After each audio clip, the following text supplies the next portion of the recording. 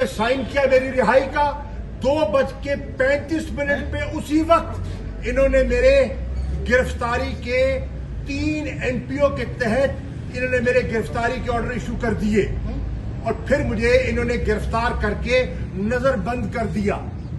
मैंने कबूल कर लिया और मैंने अपने सेल में वापस चला गया। आज मुझे इन्होंने कहा नहीं सर आप नहीं कर सकते, आई एम सॉरी। ये देखिए ये क्या है, ये देखिए ये क्या कर रहे हैं, ये देखिए ये क्या है, ये क्या है, तमीज से तमीज से वही क्या कर रहे हो, क्या कर रहे हैं,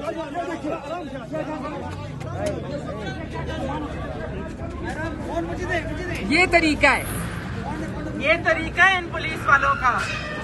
हमारे लीडरों के साथ ऐसे बिहेव करते हैं। quickly send this video to someone.